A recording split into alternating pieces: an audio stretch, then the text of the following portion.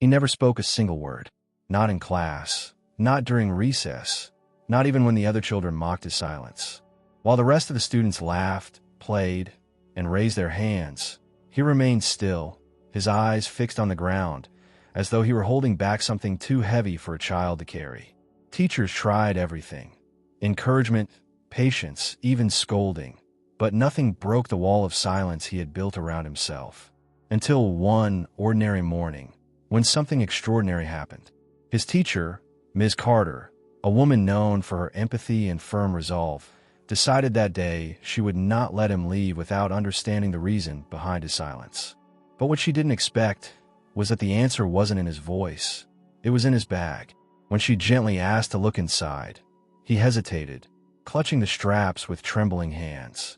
That moment lasted only a few seconds, but the air turned cold, and when she finally opened it, she froze. What she found inside wasn't dangerous. It wasn't illegal, but it was heartbreaking. A crumpled photo, a note in shaky handwriting, a small, worn-out item that no child should carry alone. And in that instant, Ms. Carter realized something that made her knees weak. This boy hadn't chosen silence. He had been swallowed by something deeper, something that no child should ever face without someone noticing. What happens next in this story will challenge everything you think you know about children, trauma, and the silent screams that often go unheard in our classrooms. Stay with me until the end, because the truth hidden in that small backpack will leave you speechless, and maybe even change the way you look at every quiet child you see from now on. Let's begin. Ms. Carter had seen many children come and go throughout her 20 years of teaching, each carrying their own small world of dreams, fears, and secrets. But there was something about Daniel that pierced through her experience like a thorn through silk. He was not merely quiet. He was absent in presence. His small frame, tucked at the back of the room, seemed to repel the noise around him. It was as if he lived behind a pane of invisible glass, untouched, unseen. From the first day he entered the classroom, Daniel had been a mystery. No medical files, no behavioral reports, just a transfer student with vacant eyes and a fragile smile that disappeared as quickly as it appeared. He never asked to go to the bathroom, never requested help, and never spoke during roll call. While others drew colorful families and pets during art class, Daniel's page remained blank, except for a single dot in the center, pressed so hard it almost tore the paper. The other children whispered about him. Maybe he's a ghost. Maybe he doesn't know how to talk. Ms. Carter tried to intervene, but their curiosity only grew louder with his silence. She watched as Daniel endured the stares, the giggles, and even the occasional cruel joke, never once reacting. There was a heaviness around him, like he was carrying a storm inside, yet no one could hear the thunder. Then came that morning. Rain tapped against the windows, casting shadows across the desks. Ms. Carter greeted each child as usual, but when Daniel walked in, soaking wet, clutching his backpack like it was made of glass, something in her gut told her that today was different. His eyes were red, not from tears, but from a long night of not sleeping. And though he hadn't spoken, she felt as if he was screaming through that silence. She waited until the class had begun working on their reading exercise. With a calm voice, she asked Daniel to step outside with her. He followed, obedient and quiet, into the hallway. There, in the muffled stillness between two classroom doors, Ms. Carter gently asked, "Daniel, may I see what's in your bag?" He hesitated, eyes darting away, then slowly, reluctantly, handed it over. The moment Ms. Carter unzipped the bag, she knew she had crossed a threshold she couldn't return from. The smell of old paper and something faintly metallic filled her nose. The first thing she noticed was a crumpled photograph, a family picture, it seemed, but Daniel's face had been scratched out. His parents stood behind him, but their eyes looked elsewhere, and their smiles were brittle. It didn't feel like a memory. It felt like a warning. Beneath the photo was a bundle of lined notebook pages, torn from various school books, all filled with a child's handwriting. But these weren't assignments or stories. They were letters, please, really, written to someone named Mommy. Each one began the same way. "I was good today." Then came a list of things he had done, like helping someone pick up their books, or not crying when he was pushed. They all ended with the same question: "Can I come home now?" Ms. Carter's hands trembled. She reached deeper in a bag and found a small, plush dinosaur with a worn tag. Its eye was missing, and one leg had been sewn back with black thread. On its belly, scrawled in marker, was a name, Toby. It looked like a child's best friend, or perhaps the only one he had. She pressed it gently and felt something hard inside. Opening a stitched seam, she found a locket. Inside was a photo of a woman holding a baby, and behind it, a folded note that simply read, "Promise you'll never leave me." Daniel watched her with wide eyes, not saying a word. Miss Carter's heart sank deeper into her chest. This child wasn't simply silent. He had been silenced. She looked at him and whispered, "Daniel, where is your mother?" For a moment, it seemed like he might answer. His lips parted slightly, but then he looked down at his shoes, and the question dissolved into the air. The bell rang, echoing through the corridor. Miss Carter placed everything carefully back into the bag, zipped it shut, and handed it back with the gentleness of someone returning a broken treasure. Daniel took it wordlessly. She knew then that something terrible had happened in his life, something no child should have to survive. But she also knew she had just become part of his story, whether she was ready for it or not. Back inside the classroom, the atmosphere had shifted. Miss Carter moved slowly, her mind still tangled in the fragments of Daniel's life that she had just uncovered. She watched him sit down again, his posture stiffer than before, his eyes refusing to meet hers. The children resumed their work, unaware that a silent emergency had just unfolded in the hallway. Miss Carter tried to focus on the lesson, but her voice betrayed her thoughts, shaky, unsure. That night, Miss Carter sat alone at her kitchen table, the rain still falling outside, echoing the weight in her chest. She couldn't stop thinking about those letters, the plea in every line. "Can I come home now?" She opened her laptop and began searching. She typed in Daniel's full name, the name she had memorized from the school records. The first few results were ordinary. But then, a news article appeared, dated 11 months earlier. The headline made her hands go cold. "Mother and child missing after house fire. Father in custody." The photo attached to the article was the same woman from the locket, her arms wrapped around a small boy with a hesitant smile. Daniel. The article claimed the bodies had not been found. The mother was presumed dead. The boy's whereabouts unknown. The father, still awaiting trial. Miss Carter stared at the screen, the pieces now snapping violently into place. If this was true, Daniel wasn't just a quiet child. He was a missing person, a child hiding in plain sight. But how had no one noticed? How had he slipped through the cracks, so completely that he ended up in her classroom without raising alarms? She closed the laptop slowly, her hands still shaking. This wasn't just a mystery anymore. This was a cry for help that no one had answered. Until now. Sleep did not come easily that night. Miss Carter lay awake, listening to the rain and replaying every detail she had seen in Daniel's eyes. She didn't yet know what steps to take. All she knew was that she couldn't look away anymore. Whatever silence Daniel was living inside, it was time someone listened to it with more than just ears. The next day, Miss Carter arrived at school before the sun had risen. She sat at her desk in the darkened classroom, going over every word of the article again on her phone. She had printed a copy and tucked it into a folder marked confidential. Her heart beat faster every time she heard a footstep in the hallway. And when Daniel walked through the door, her breath caught in her throat. He looked as he always did, buttoned up, backpack strapped tight, hair combed neatly. But now Miss Carter saw the signs she had missed before. The haunted stillness, the slow, deliberate movements, the way he always kept the bag within reach. She greeted him with a warm, steady tone. "Good morning, Daniel." He gave a faint nod. It was the closest he had come to a response in weeks. She had made a decision. She called the school counselor, Ms. Ramirez, a woman with years of experience dealing with children in crisis. Without revealing too much, Ms. Carter asked her to observe Daniel during recess and to trust her instincts. Ms. Ramirez agreed, intrigued but cautious. That morning, as the students went outside, the two women stood near the window, watching. Daniel didn't play. He walked along the far edge of the yard, dragging his fingers along the fence, as if counting each slat. Ms. Ramirez took note of his behavior, his avoidance of interaction, the way he flinched when another child ran past too closely. She turned to Ms. Carter and said, "There's something very wrong. That's not just introversion. That's trauma."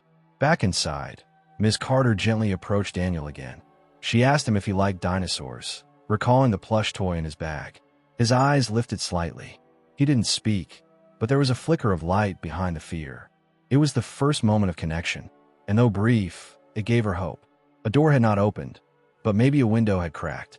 During lunch, while the cafeteria buzzed with the usual chatter and clatter, Daniel sat alone at the far end of the table, his sandwich untouched. Ms. Carter, watching from the hallway, felt the weight of his isolation like a knot in her chest.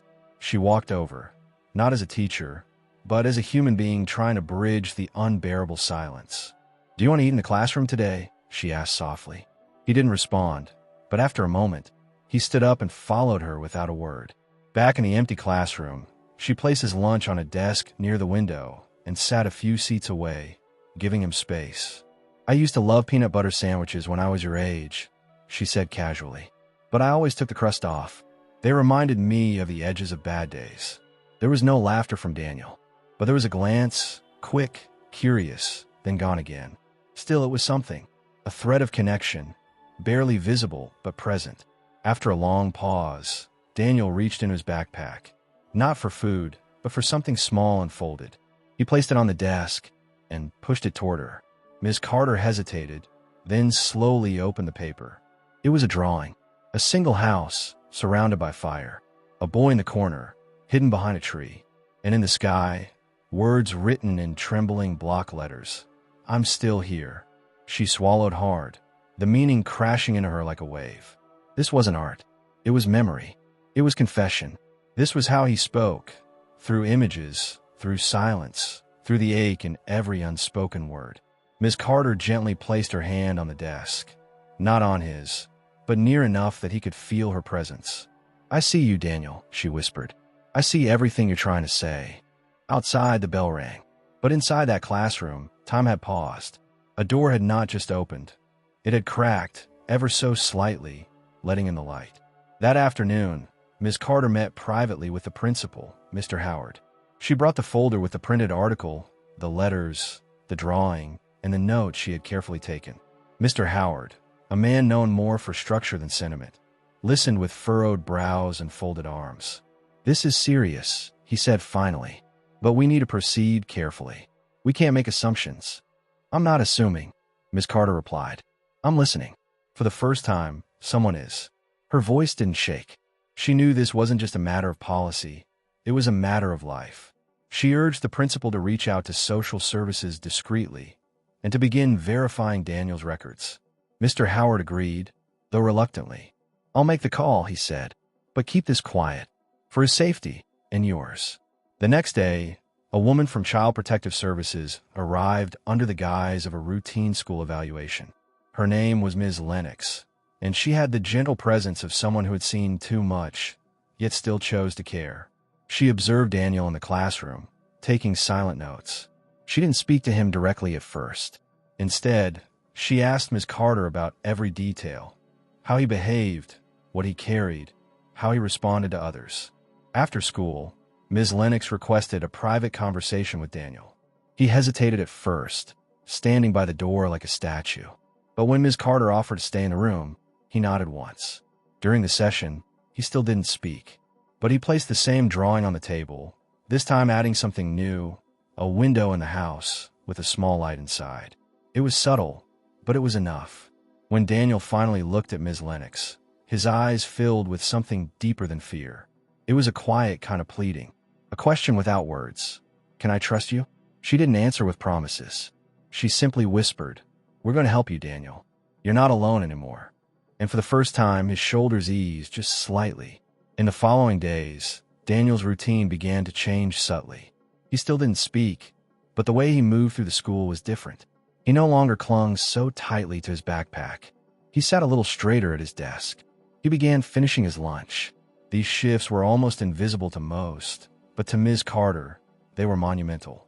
They were proof that he had begun to feel safe, if only just enough to breathe without fear. Ms. Lennox continued her visits, each time earning more of Daniel's fragile trust. She brought in colored pencils one day and laid them gently on the desk. "No pressure," she said, "but if you ever want to draw something, I'd love to see it." Daniel didn't respond immediately, but the next morning, Ms. Carter found a new picture tucked beneath his notebook. It showed a boy standing at the edge of a forest, looking at the rising sun. No flames this time, no shadows, just light. Meanwhile, the school's investigation quietly unfolded. Paperwork from Daniel's transfer was traced back to a foster agency that claimed no record of him. The address on file didn't exist. The phone number was disconnected. Every piece of his presence at the school seemed to unravel into nothing. And yet, here he was, a ghost in the system, a child no one had noticed slipping through the cracks. It was then that Ms. Carter's worry grew deeper. If Daniel wasn't placed officially, and if no one had legal custody of him, then who had brought him to school in the first place? And more importantly, who had he been living with all this time? The idea that he might be with someone dangerous tightened her throat. She realized with a shiver that someone out there might be looking for him, not to protect, but to silence. Ms. Lennox assured her that they were digging deeper, contacting out-of-state records, and preparing the case to involve the authorities. He may be in more danger than we thought, she said. But if he trusts you, we can build a bridge from that. We just need time and patience. And so, the quiet rescue continued, step by careful step. One morning, as the students settled in and began their daily warm-up, Daniel did something unexpected. He stood up. The room fell silent. Ms. Carter watched in surprise as he walked to the front of the class, clutching a paper in both hands. Every child stopped moving. Every eye turned to him. He stood at the whiteboard for a long moment, then turned around, face pale, but eyes steady. He didn't speak. Instead, he held up the paper. It was another drawing, but this time, it was different. The entire class was there, seated at their desks, smiling. And in the corner, drawn in color for the first time, was Daniel, smiling too. Beneath the image, he had written one line. "This is what I want." Ms. Carter's throat tightened. The children stared, unsure of what to do. Then, slowly, one of them began to clap. The applause grew, hesitant at first, then louder, more confident. Daniel stood frozen for a second, as though he wasn't sure what was happening. Then, for the first time since he arrived at the school, a smile crept across his face. It wasn't big, it wasn't bold, but it was real. And Ms. Carter knew at that moment, the boy who had arrived in silence was beginning to find a voice, through images, through hope, through connection. Later that day, Ms. Carter found him drawing again. This time, he handed her the picture before she could even ask. It showed a tree with two figures underneath, one tall, one small. The tall one had red hair like hers. The small one held a sign that read, "Thank you." She didn't say a word. She didn't need to. She simply nodded, and he nodded back. Outside, the sun was setting, casting golden light through the windows. It bathed the room in warmth, in promise. Ms. Carter looked at Daniel and thought, he's still hurting, but he's healing too. And maybe, just maybe, this classroom had become more than just a place of learning. It had become a sanctuary. That evening, Ms. Carter sat on her porch, the hum of cicadas filling the silence as she reviewed everything again in her mind. The drawings, the letters, the hidden pain Daniel had been carrying alone. It haunted her, not because it was rare, but because it was far too common. How many children sit in silence while the world rushes by, never once asking why they've stopped speaking? Daniel had forced her to slow down, and in that stillness, she'd heard what others missed. The next day, Ms. Lennox returned with a serious expression and a small team of officials. "We've identified the woman who enrolled him," she explained. "She's not family, no legal connection, just someone who claimed temporary guardianship after the fire." Ms. Carter's heart skipped. "And?" she asked. Ms. Lennox looked grim. "She has a criminal record, and she's disappeared." Daniel was left alone for weeks before he showed up here. The news hit hard. Daniel had been abandoned, hidden, and used, then left to survive on his own. It was unthinkable. But somehow, he had made his way to this school, holding his secrets in that small, battered backpack. Ms. Carter couldn't help but wonder how he had found the strength to walk in her classroom day after day. It wasn't just resilience. It was something deeper, a flicker of hope that hadn't been extinguished. Authorities launched a quiet search for the woman, now considered a suspect in child endangerment. Meanwhile, the school placed Daniel under temporary protective care, ensuring he would stay in a safe location while the legal process moved forward. Miss Carter visited him each day after class, bringing him books, art supplies, and, most importantly, presents. She never asked him to speak. She simply showed up. On one of those visits, Daniel reached in his pocket and pulled out something tiny. A pebble, smooth and gray. He placed it in her hand and whispered, so soft it was barely a breath, "For you." Her eyes filled with tears. It was the first time she had ever heard his voice. One word, 2 syllables. And yet, it felt like an entire story had been told in that moment. The next few weeks brought small but powerful changes. Daniel continued to draw daily, filling pages with scenes of peace, trees, lakes, quiet skies.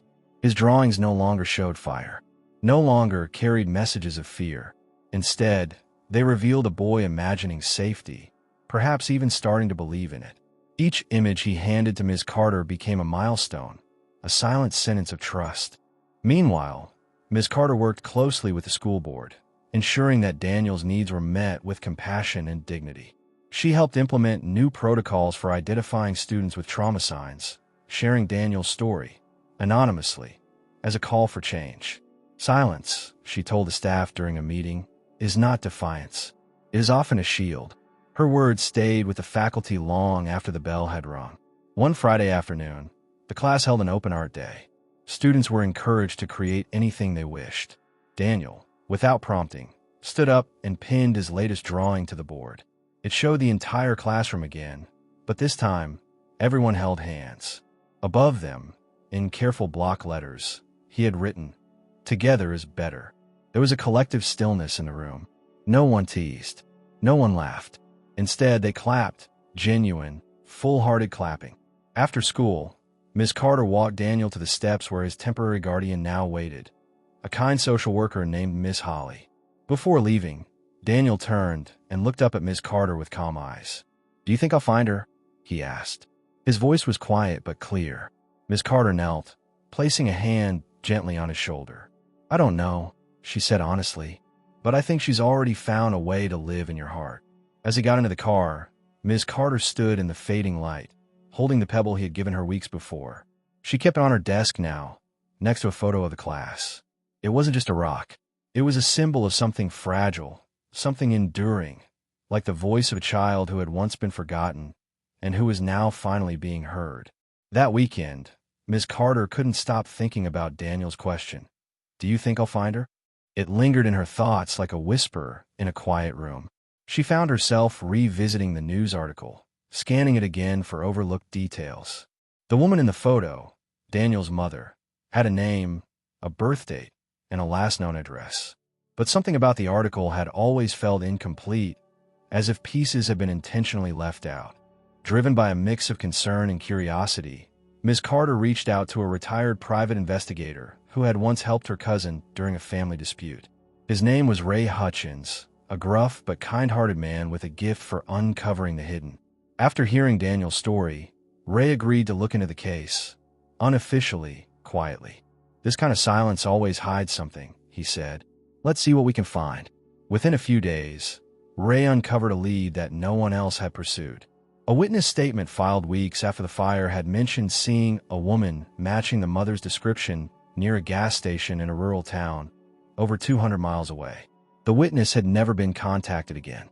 "It's a long shot," Ray warned, "but it's more than what the system ever gave him." Ms. Carter's heart pounded at the possibility. She didn't tell Daniel right away. She didn't want to raise false hope. But she did begin talking more about memories, asking him to share stories, even if just through drawings. One afternoon, he handed her a picture of a garden. A small boy was planting flowers, and beside him stood a woman holding a watering can. In the corner, he had written, "We used to grow things." Ms. Carter took a deep breath. "Do you remember where that garden was?" she asked gently. Daniel nodded. At home that night, she relayed the image to Ray, who cross-referenced it with satellite photos and county records. And slowly, the puzzle began to take shape. Somewhere out there, a mother might still be alive. A mother who had once planted flowers with her son. A mother who, like Daniel, might be waiting in silence, hoping someone would listen. While Ray pursued the lead, Ms. Carter focused on creating stability around Daniel. The school had agreed to fund a specialized art therapy program, designed to help students express trauma through creativity. Daniel became the first participant. The sessions were gentle, guided by a therapist who let Daniel lead the way. Each week, he produced more pieces, less shadow, more color. The healing was slow, but it was visible. In class, the other students had started to change too. They no longer stared at Daniel. They no longer treated him as the quiet kid. Instead, they began inviting him to group projects. One afternoon, a boy named Malik asked if Daniel would draw the cover for their science report. Daniel agreed, and the final result, a dinosaur holding a test tube, made the entire class laugh. Daniel smiled, not a faint one this time, a real, teeth-showing grin. Ms. Carter observed these changes with pride. It wasn't just Daniel who was growing. The classroom itself had transformed. It had become a space where silence was respected, not feared, where children learned to listen without waiting for words. And in that environment, Daniel wasn't just surviving, he was beginning to belong. Then came the phone call. Ray's voice on the other end was calm, but urgent. "I found her," he said. "She's alive, but it's complicated." Miss Carter sat down slowly, bracing herself. "She's living under a different name, in a shelter. She has scars, burns. She thought Daniel died in the fire. She's been carrying that grief alone." Miss Carter's hand flew to her mouth. "Does she want to see him?" Ray hesitated. "She cried when I told her. She wants nothing more." Telling Daniel was the hardest part. Miss Carter chose her words carefully, sitting with him after school, holding the drawing of the garden. "Daniel," she said softly, "we think your mom is alive." He stared at her, blinking once, twice. His lips trembled, but he didn't speak. Instead, he reached for her hand and gripped it tightly, as if afraid the truth might vanish if he let go. For days after the revelation, Daniel barely ate. He didn't draw. He didn't speak. His silence returned, but it was different this time, shaken, not frozen. His eyes were wide and alert, as if he were waiting for the world to prove it was telling the truth. Miss Carter stayed close but didn't press. She knew too well that hope could feel like a dangerous thing when you've learned to survive without it. Eventually, Daniel handed her a picture again. It was of the same garden, but this time the flowers were wilted. Rain fell from a dark sky. In the corner, he'd added one small yellow flower, still standing tall. It was barely noticeable, but to Ms. Carter, it was everything. "You're that flower," she said quietly. "Still growing. Still here." Daniel looked at her for a long moment, then nodded. Arrangements had to be made with extreme care. Social services insisted on evaluations, psychological assessments, and supervised visits. Ms. Carter worked with Ms. Lennox to ensure the process didn't become overwhelming for Daniel. His mother, whose name was now listed as Emily Grace, was recovering emotionally and physically. Her burns were healing, but the guilt weighed heavier than any scar. The reunion would take place in a quiet, neutral space, a therapy room with soft lighting and no clocks on the wall. When Daniel arrived, he gripped his drawing of the garden tightly in his hand. Miss Carter walked beside him the entire way, never letting go of his backpack. And when they reached the room, Emily was already there, seated, trembling, clutching a photo of Daniel from years ago. The moment their eyes met, the air in the room shifted. Emily rose slowly, unsure she had the right to reach out. But Daniel stepped forward first. In silence, he handed her the drawing. She took it in shaking hands, tears falling freely. "It's still growing," he said, his voice low, cracked but whole. I waited, and then, for the first time in almost a year, they embraced. The reunion didn't solve everything. Emily still had to rebuild her life, attend court hearings, and prove she could provide the safe, stable environment Daniel needed. But what mattered most had already begun. They were no longer two people living in the aftermath of a tragedy. They were a family trying to find the way back to each other. Daniel returned to school the next day. He didn't talk much about the visit, but his drawings changed again. Bright skies, two figures planting flowers together, a small house in the background, windows open, a chimney with smoke curling into the air like a promise. When Ms. Carter saw the image, she blinked back tears. She didn't comment. She simply put it on the bulletin board, right at the center. That week, Ms. Carter invited Daniel to share a book with the class. He chose The Giving Tree. He stood at the front, and though his voice was barely above a whisper, he read every line. The children listened without interruption. At the end, the room was still. Even the rowdy one said nothing. And when Daniel closed the book, he looked up and smiled. In a private moment after school, he walked up to Ms. Carter and handed her something. It was another drawing, but on the back was a note, written in careful pencil. "Thank you for hearing me, even when I didn't speak." She held it against her chest, overwhelmed by how far he had come. This boy, once invisible in his silence, was now being seen in every possible way. Outside the window, the season was beginning to shift. The trees were budding again. The air smelled like new beginnings. And somewhere, far beyond the schoolyard and brick walls, a woman named Emily was planting a garden of her own, waiting for the day her son would come home. Not to escape something, but to finally return to something that had been lost. The days that followed were filled with cautious optimism. Daniel, though still soft-spoken, became more expressive through his art and his gestures. He began to sit closer to the front of the class, occasionally raising his hand, not always to answer, but to ask.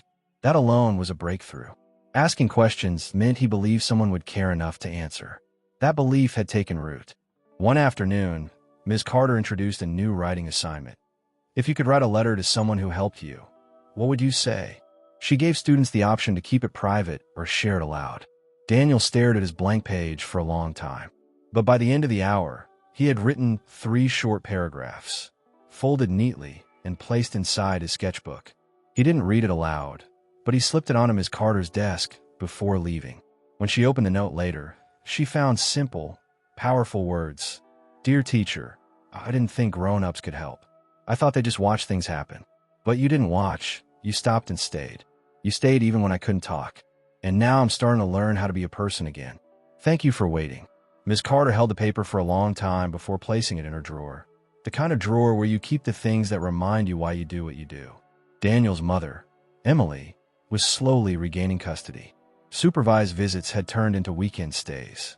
She sent Ms. Carter updates by email, often with pictures, Daniel helping in the garden, reading in a library, or hugging her, as if to make sure she was still real. "He still sleeps with the dinosaur," she wrote once. "And he still draws every morning. But now his pictures have blue skies." At school, Daniel created a mural with the help of classmates, a huge canvas filled with colors, animals, trees, and at the center, a large open door. When asked what it meant, he simply said, "It's what I saw in my mind when no one else could see me." The mural was placed in the hallway, a reminder for every student and teacher that healing sometimes arrives in silence, and sometimes through color. Spring finally arrived in full bloom.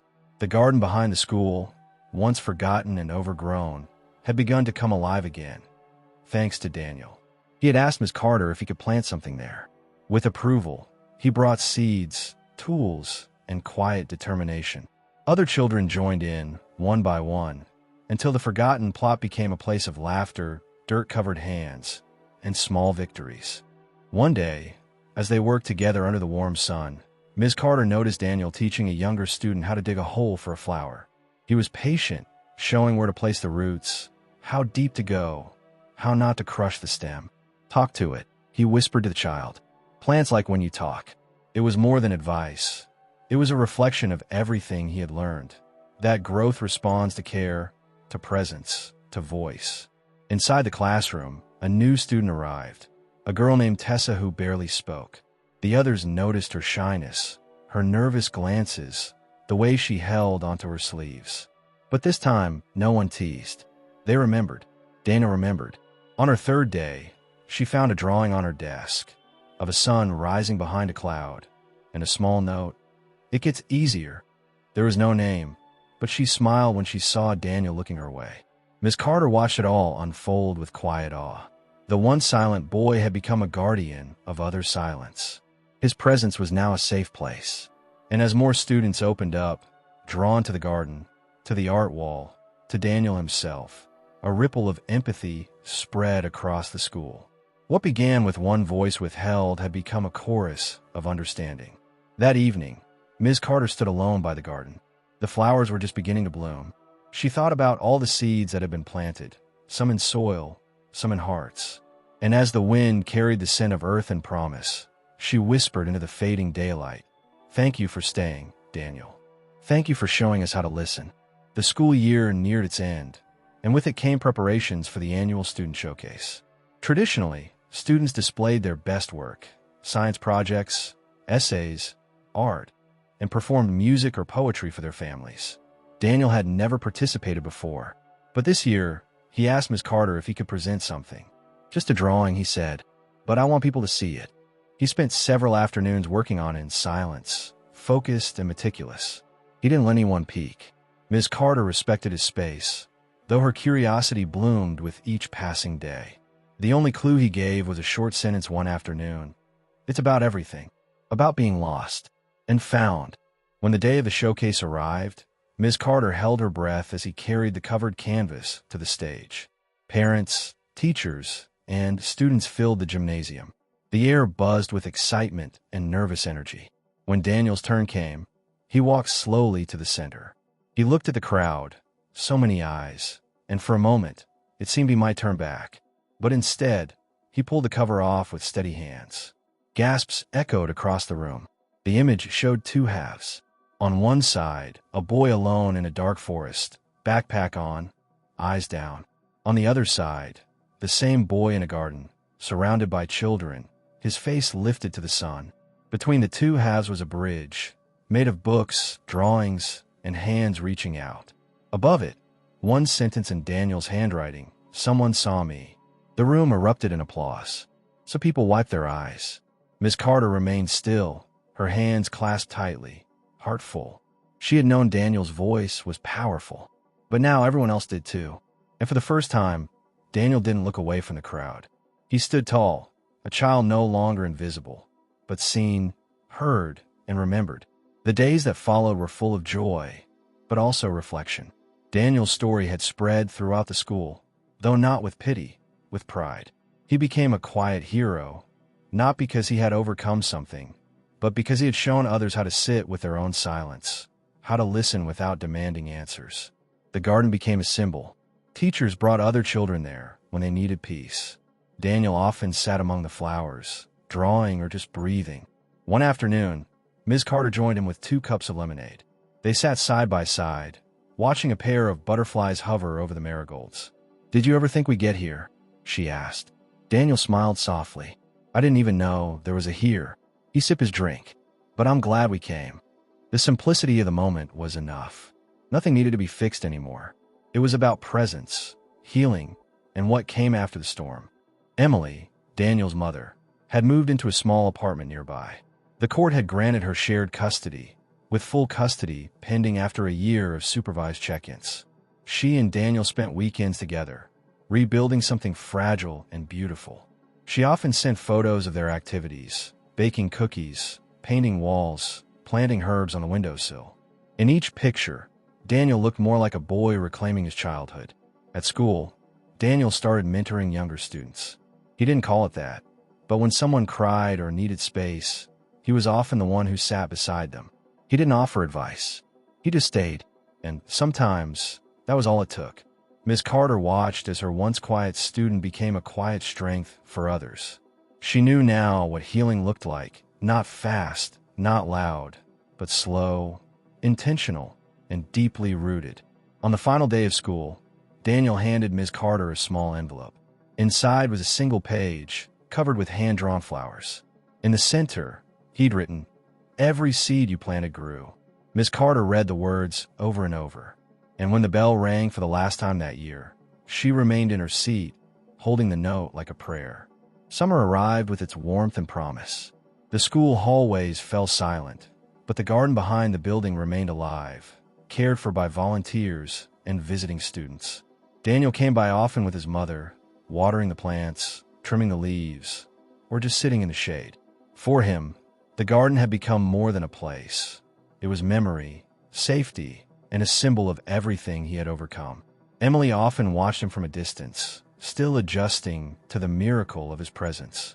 She had carried grief for so long, it still surprised her to find joy.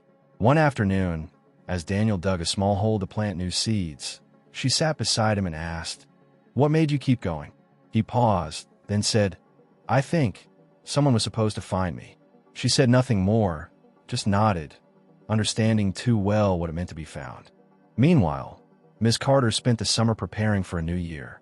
She revised her curriculum, incorporating quiet spaces, reflective journals, and art prompts for emotional expression. She read every book she could find on trauma-informed teaching, but deep down, she knew her greatest lesson had come not from a textbook, but from a boy who once wouldn't speak. She kept a drawer in her desk filled with Daniel's old drawings, letters, and notes, a secret archive of transformation. On difficult days, she would open it and remember what silence can hold, what presence can heal. And sometimes, she would write to Daniel, even if she never sent the letters. Just words of pride, of thanks, of awe.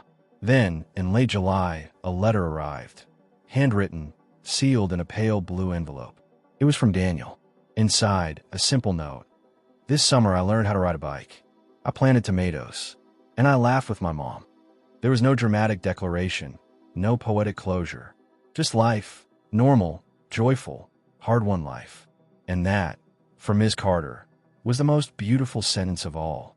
The new school year began with fresh faces, new names, and endless stories waiting to unfold. Ms. Carter greeted her students with more than rules and expectations. She welcomed them with compassion. She told them, if there's something you're carrying that no one can see, you can still leave it here. We'll grow something from it. It wasn't just a classroom. It was a place where silence wasn't feared, but honored. Daniel didn't return as a student. He had moved to a different district with his mother, starting a new chapter. But he visited on occasion, always bringing something for the garden. Once it was a sunflower. Another time, a sketch of the old classroom. Every visit was quiet, gentle, and full of meaning. He didn't need to stay long, just enough to let her know he was still growing. One autumn morning, as the leaves turned gold, Ms. Carter walked past the garden and noticed a stone placed carefully at the base of a tree. On it, painted in careful letters, were the words, "I was never really lost. I was just waiting." She knelt beside it, ran her fingers over the paint, and smiled. It was Daniel's handwriting, his final message. She didn't cry, not because she wasn't moved, but because there was nothing left to mourn. There was only gratitude. Gratitude for the silence that taught her how to listen. Gratitude for the boy who showed her what courage really looked like. Gratitude for the story that had begun in shadows and ended in light. And as the wind whispered through the branches, carrying with it the scent of soil and memory, Ms. Carter stood still, no longer a teacher trying to reach a silent boy, but a witness to what love, patience, and hope can truly plant in the heart of a child. In the months that followed, Ms. Carter found herself becoming a voice for students like Daniel. Not by shouting, but by gently leading. She was invited to speak at educational conferences and teacher workshops, not because she had the highest scores or the newest methods, but because she had a story, a real story, one that reminded people why they chose to become educators in the first place. She shared Daniel's journey with care and discretion, always protecting his identity, but emphasizing the quiet revolution that happened in her classroom. You don't always need answers, she would tell the audience. Sometimes you just need to stay long enough for a child to believe that they matter. Her words resonated deeply. Other teachers began reaching out, sharing similar stories. Students who were overlooked, unheard, misunderstood. At one of these conferences, a young teacher approached her with tears in her eyes. "I have a Daniel in my class," she said, "but I didn't know how to reach him until now." Ms. Carter took her hand and said, "Then you're already halfway there." The connection between them was instant, forged not in theory, but in shared hope. This, Ms. Carter realized, was how change spread. One story, one heart, one classroom at a time. Meanwhile, Daniel continued sending letters every few months. They were brief, but full of life. Updates on his garden, his new school, his love of painting. In one, he mentioned starting a journal. "I don't write much yet," he said, "but when I'm ready, I want to tell the whole story, so another kid doesn't feel so alone." Ms. Carter placed the letter with the others, the collection now thick with evidence that healing isn't linear, but it is possible. She framed one of his early drawings, the one with the boy in the garden and the light coming through the clouds, and hung it near her classroom door. Every student passed by it each day, some asking questions, some simply admiring it. But for Ms. Carter, it was more than decoration. It was a promise that no silence would ever again be mistaken for defiance, that every child's story deserved to be heard. One winter afternoon, just before the holidays, Ms. Carter received an unexpected invitation. Daniel's new school was hosting a community art event, and he had requested her presence. The email was warm, handwritten in tone, and ended with, "He said he wouldn't feel right presenting without you there." She smiled, her heart swelling. Without hesitation, she made the drive across counties, through the snow, to be by his side once again. The event was held in a modest auditorium. Families and students filled the space with chatter and camera flashes. Daniel's display stood in the center, a series of paintings depicting various stages of a seed growing into a towering tree. Below each stage was a sentence, a timeline not just of a plant, but of himself. Planted, forgotten, waiting, watered, reaching, growing. The final painting was a tall tree filled with birds and sunlight. The caption read, "Seen." When Daniel saw her walk in, he rushed over and wrapped his arms around her waist. No words, just presence. She knelt beside him, whispered, "I'm proud of you," and saw his eyes shimmer in response. He led her around the room, showing her other students' work, but always circling back to his tree. "That's how I feel now," he said, not afraid to take up space. That evening, Emily joined them. The three of them sat together on a bench, looking at the mural Daniel had helped paint with his new class.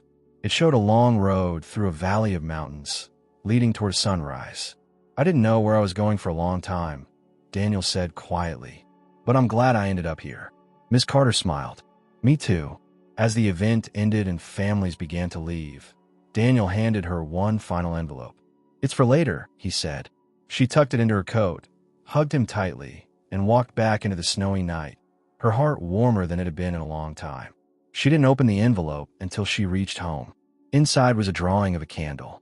Beneath it, only one word. In the quiet of her living room, Ms. Carter placed the drawing of the candle on her mantel. She stared at it for a long while, tears sliding down her cheeks, not of sadness, but of something deeper. Gratitude, reverence. It was a simple image, but its meaning was profound. She had been a light during Daniel's darkest hours, and now he had become one himself. The boy who once couldn't speak had begun to illuminate the path for others. As winter turned to spring again, Ms. Carter was approached by her school district with an offer. They wanted her to help develop a new trauma-sensitive curriculum, one inspired by her work, her story, and, unknowingly, by Daniel. It was a daunting task, but she accepted, not for recognition, but for the silent children still sitting in classrooms across the country, carrying invisible burdens and waiting for someone to notice. Her days were now filled with writing modules, meeting with counselors, and training other educators. Yet, each morning, she still began her day in her classroom, among the noise and energy of children. That was where her heart remained. No matter how far her influence spread, she never wanted to lose sight of the child sitting at the back of the room with eyes full of storm and a voice still trying to rise. Then, on the anniversary of Daniel's first day in her class, she found a small package on her desk. No name, no note, just a wrap bundle. Inside was a book, handmade, with a cover that read, "The Story of a Garden." Every page was a blend of drawings and words, Daniel's words. The pages detailed his journey, the fire, the silence, the letters in his bag, the first time he felt safe, the first time he believed he wasn't broken. The last page showed a picture of Ms. Carter standing beside a garden, holding a watering can, as flowers bloomed around her feet. Above, a sentence was written in Daniel's evolving handwriting. Some teachers write on the board, but some write on hearts. Ms. Carter closed the book gently and pressed it to her chest, feeling the weight of a story that had never belonged to her, but had changed her forever. That spring, Daniel's story quietly reached others beyond the walls of schools.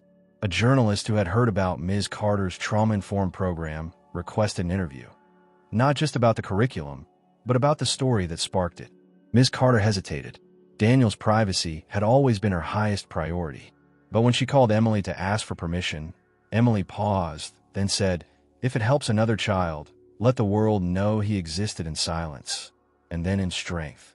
The article was published under the headline, "The Boy Who Spoke Without Words."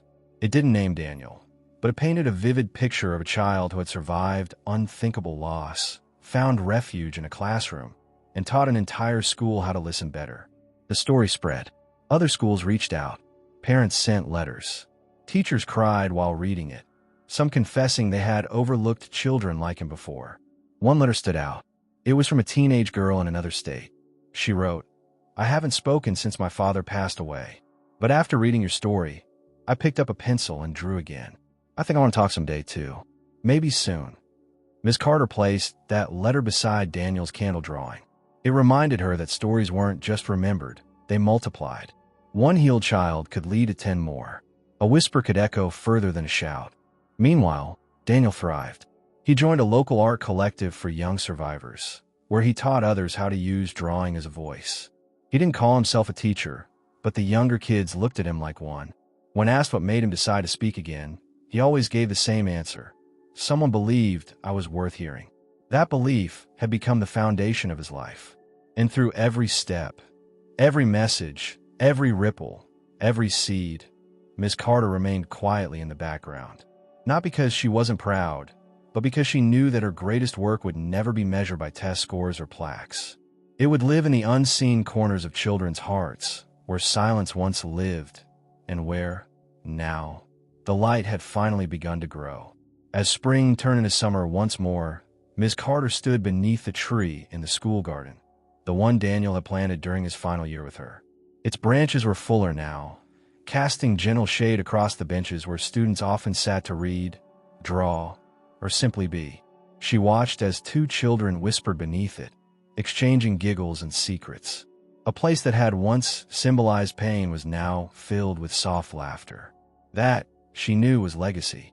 The school had changed too. Posters about kindness and empathy decorated the halls. Teachers no longer rushed through lessons, but left space for feelings, for silence, for expression. In the teacher's lounge, people spoke differently, asking about one another's students, noticing small changes in behavior, checking in. Daniel had changed the school, not with speeches or rebellion, but with stillness, with quiet bravery. One day, during summer orientation for new staff, Ms. Carter was asked to share the story behind the garden. She walked them out to the space and began simply. "This garden wasn't always here," she said. "It grew from a silence that most people didn't notice, but someone needed it, and we listened." She didn't share Daniel's name. She didn't need to. What mattered was the truth behind the story, the universal part, that every child has a voice, even when it cannot yet be heard. A few weeks later, she received another letter from Daniel. This one had no drawing, just a message written in clear, steady print. "I'm thinking of writing a book about kids like me. I want to make sure people know we're out there, that we don't want to be saved. We just want to be seen." Ms. Carter smiled, imagining the world he would help shape. A world where no child had to sit alone, wondering if their silence made them invisible. She replied with a short message, "I'll be your first reader. Always." Then she placed the letter in a new box she had begun to fill, not with documents or reports, but with dreams. Daniel's dreams. The ones he had buried for so long. The ones that, now, had space to bloom. The final week of the summer brought a surprise. Ms. Carter had been nominated for a National Teaching Award, an honor that recognized educators who had made exceptional contributions to emotional development and trauma support in schools. She was humbled, unsure she even wanted the attention. But when she told Daniel, his response was immediate. "You should go. Someone like you deserves to be heard too." She traveled to the ceremony with quiet nerves and an old envelope in her bag. The first one Daniel had ever given her, the one with the candle drawing. When it was time for her speech, she walked to the podium, adjusted the microphone, and began. "I was never the loudest teacher," she said. "But I've learned that listening is a kind of teaching too. And sometimes, the most powerful stories come from the quietest children."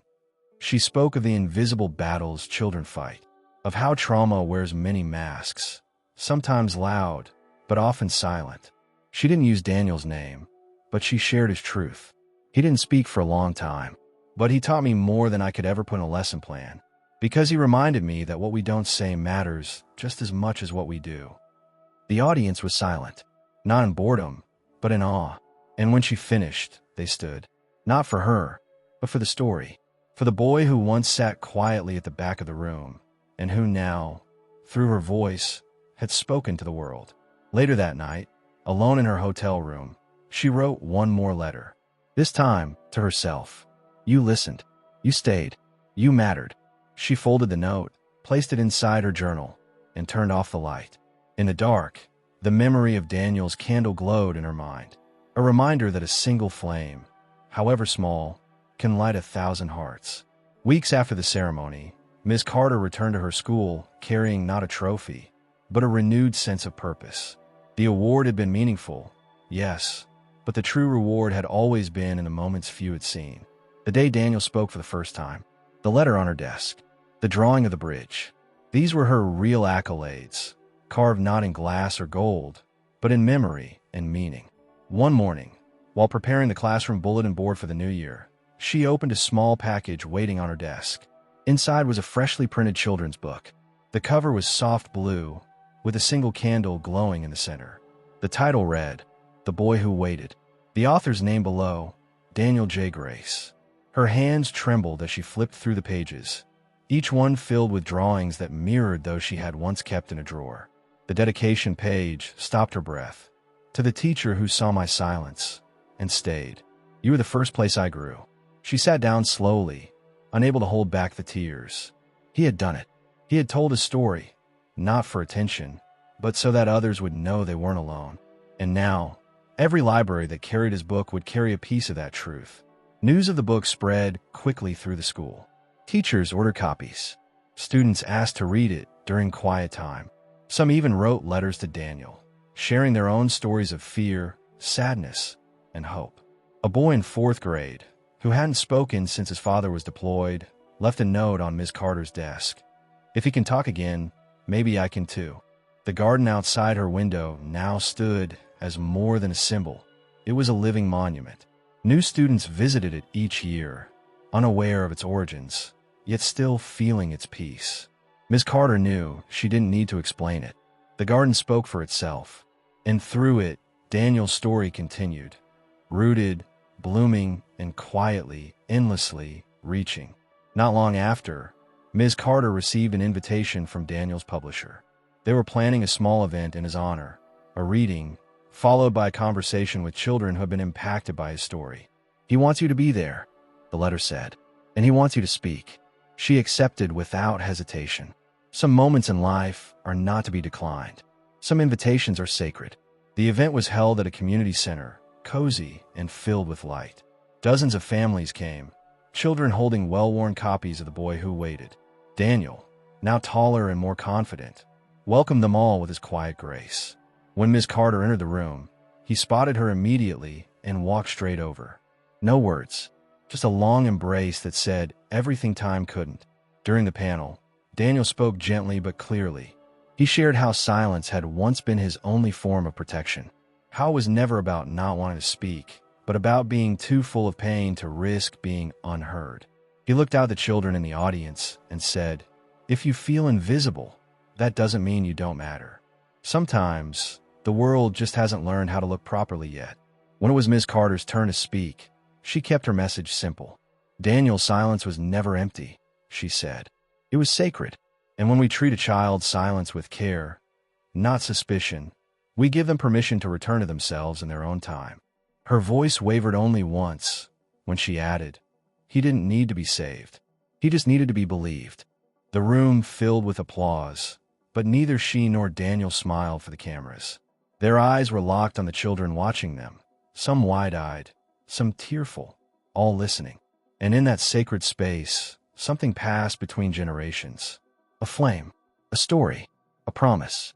In the weeks after the reading, Daniel's book continued to ripple through schools, homes, and hearts. Libraries placed it in their featured sections. Counselors used it in therapy groups. Teachers read it aloud to students who didn't yet have the words to express their own pain. Daniel didn't seek fame. He avoided interviews and declined press. But what he had created was far greater than recognition. He had sparked a quiet revolution in the way the world listened to children. Ms. Carter kept receiving letters, more than she could count. Many came from parents who had recognized something in their own children that they had previously missed. One mother wrote, "After reading the book, I stopped asking my son why he wouldn't talk. I just sat beside him in silence. 3 days later, he whispered, 'Thank you for not making me explain.'" Another teacher confessed, "Your story changed my entire classroom. I teach differently now. I listen with my whole self." Daniel visited his old school one last time before leaving for a new art-focused high school. He didn't announce the visit. He simply walked through the garden, pausing to water the roots of the tree he had planted. Miss Carter found him there, sketchbook in hand, drawing the branches that now reached far above their heads. "It grew faster than I thought," he said. "So did you," she replied. They talked about the past, not the painful parts, but the victories, the letters, the drawings. The day he first stood in front of class. "Do you remember the pebble I gave you?" he asked. She nodded.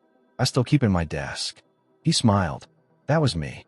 Small, solid, heavy. But I wanted you to carry a piece of me, just in case I couldn't." Miss Carter looked down, then back at him. "And now?" Daniel looked at the tree. "Now I carry myself."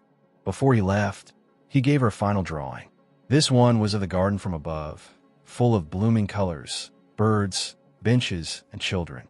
In the center, a teacher knelt beside a flower with a quiet smile. Written above, in looping script, were the words, "Because she waited, everything bloomed." Years passed. Seasons came and went, and the garden remained, tended by new hands, visited by children who never knew the boy who first gave it life. Yet, his presence lingered, not as a shadow, but as a soft echo in the petals, the soil, the silence. Teachers still spoke of the story, not as a legend, but as a living truth. And Ms. Carter, older now, wiser, gentler, continued to teach, but with a heart that listened deeper than ever before. Daniel grew into an artist whose work reached people all over the world. His exhibitions weren't flashy. They were quiet rooms filled with drawings that whispered of survival, of hidden battles, of joy found in unlikely places. He rarely gave interviews, but in every gallery, there was always a small candle in the corner and a plaque that read, "This light is for the teacher who waited." On the day of Ms. Carter's retirement, the entire school gathered for an assembly in her honor. Students, both past and present, filled the auditorium. She stood on the stage one final time, her hands folded in front of her, eyes glistening. Teaching was never about answers, she told them. It was about seeing, about staying long enough to witness someone bloom. She didn't need to say Daniel's name.